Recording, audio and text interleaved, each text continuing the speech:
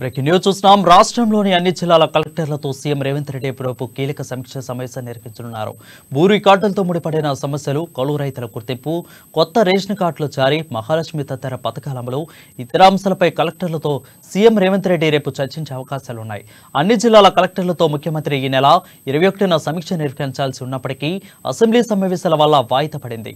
అన్ని రకాల అభివృద్ధి కార్యక్రమాలు, పథకాలపై తగిన సమాచారం సిద్ధం చేసుకోవాలని ముఖ్యమంత్రి కార్యాలయం నుంచి జిల్లా కలెక్టర్లకు ఇప్పటికే ఆదేశాలను జారీ అయ్యాయి. ప్రజావాణి కార్యక్రమాన్ని జిల్లా కేంద్రాలు, పట్టణాలకు విస్తరించాలని ప్రభుత్వం భావిస్తోంది.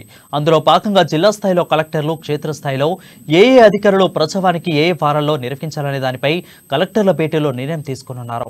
ముఖ్యంగా గృహలక్ష్మి పథకాన్ని వీలైనంత త్వరగా అమల్లోకి తేవాలని రాష్ట్ర ప్రభుత్వం భావిస్తోంది.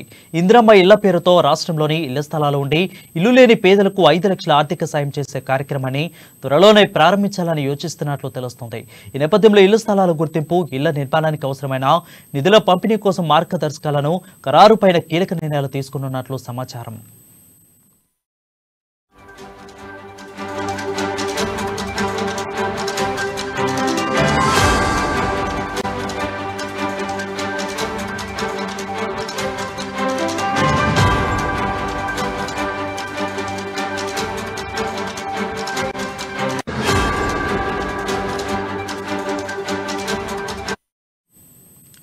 బ్రేకింగ్ న్యూస్ చూస్తున్నాం. రాష్ట్రంలోని అన్ని జిల్లాల కలెక్టర్లతో సీఎం రేవంత్ రెడ్డి రేపు సమీక్ష నిర్వహించనున్నారు. భూ రికార్డులతో ముడిపడిన సమస్యలు, కౌలు రైతుల గుర్తింపు, కొత్త రేషన్ కార్డుల జారీ, మహాలక్ష్మి తదితర పథకాల అమలు, ఇతర అంశాలపై కలెక్టర్లతో సీఎం చర్చించే అవకాశాలున్నాయి.